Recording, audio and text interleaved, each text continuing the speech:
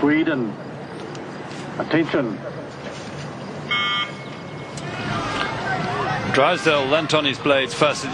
You don't jerk the start, you don't snap those blades in, you just lean on them and then send that first stroke away before you then snap second, third, fourth, fifth in sharper and sharper sculling. Interesting there to see Von Aberg using wooden blades, because everybody else is on one form or other of carbon fibre.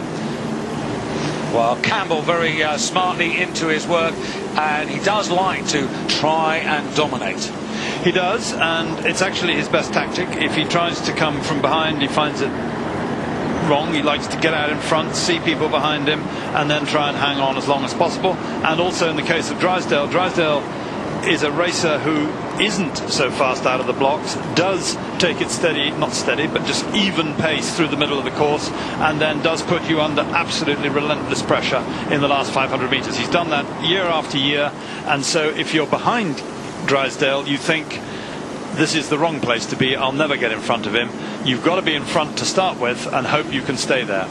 Campbell raced extremely well in the conditions of Munich, which were a little bit unfair. I kept saying it was as fair as it could be, but the crosswind did make it easier to be in echelon from one side, and he was over in lane one through his own efforts in the heats and the semi-finals, and the result of that was that he got away from the field and was Andrei Shiniak was chasing him but unable finally to crack him. Coming up to the first quarter, and it is Campbell who's got the call from the Olympic champion, and Lassi Karonen who's closest to you but out of picture. And there's Mahe Drysdale, member of course of the West End Rowing Club, and such a strong figure in this very strong squad of New Zealand men and women. And have a look at how tight that is. How tight that is, and that's in meters, not seconds, just to be clear. And -1 from Norway. Great Britain's back in the lead. That's the GPS system, accurate to the nearest meter, so it didn't look, fun enough, like Norway was in front. That was a mistake. And Alan Campbell. Now let's have a look at how he's sculling. He sits very upright. He hardly moves the body angle against the hips at all, but there's a very, very tidy leg drive there, and he draws the blades through with his shoulders, right through, so that his thumbs on the sculls just touch his shirt where he's at the bottom of his rib cage, and hands away again. So is Drysdale. He's rigged in exactly the same way, and here's him coming back through the field. He's bringing Shiniak with him, and they're beginning to push off and leave Von Aberg, who is, I'm afraid, in a different class, a slightly lower class from this field, on his own. He's in picture because he's a Swiss sculler on his home water, but it's very close still, but he's probably going to find it hard to stick with this field over the full distance. -19 meters at the moment. And just a quick word, Marcel Hacker. Marcel Hacker performed poorly first round, dropped out after 300 meters in the semi-finals, and has gone home, and apparently there is talk whether this will be upheld, but has apparently thrown in his hand for this season. And Karsten Brodowski, who finished I think 10th overall here this morning, would be going through in the slot earned by Hacker for the Beijing Olympics, but that is not confirmed, and frankly you and I both know Hacker well enough to know that he could change his mind tomorrow.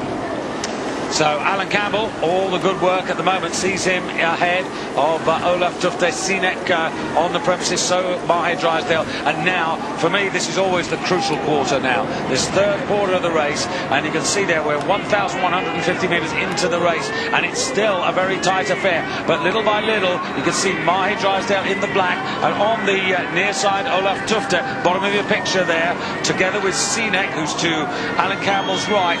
They're all just closing. Von Aberg being left behind. Lassi Karonen now finding this too tough to live with, and it's Great Britain leading from perhaps on the far side. There's Sinek in second place, Drysdale third, and the rating for Campbell 35.5 strokes at the moment. Campbell's 35.5. That's something he can sustain. He's built it in. He trains to put bursts in almost any part of the course. He trains every sort of eventuality. Bill Barry, his coach, very, very personal, very particular, and they work through each quarter of the race with the most meticulous detail. And so here is Campbell. He looks like he's suffering, but he always looks like he's suffering. That doesn't really mean he's hurting yet. And having a little look around him, and he's in control at the moment. But the question is, does Drysdale have the recovery from his journey?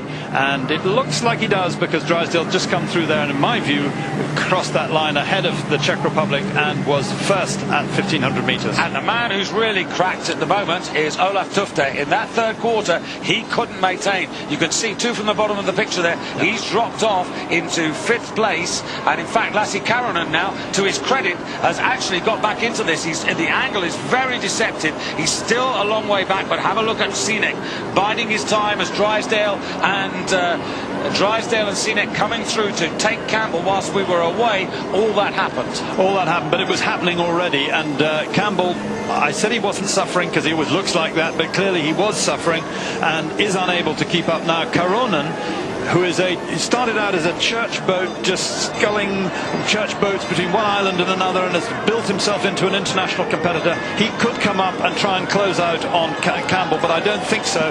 At the moment, it's Gignac and Drysdale. That's the race. This could be a great finish here, because these two men are about to test each other. We're into the last 250 metres, and it is Ondřej Sinek of the Czech Republic on the far side, closest to you, the world champion, Drysdale, and he's finding this tough. He really is finding this tough. Sinek's asking him some questions, looking very smooth on the far side.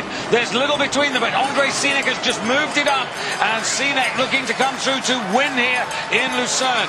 Drysdale at 37 strokes a minute, and it is looking out from the commentary box here in Lucerne. Ondřej Sinek of the Czech Republic is going to take Mahe Drysdale by just about half a length, I think.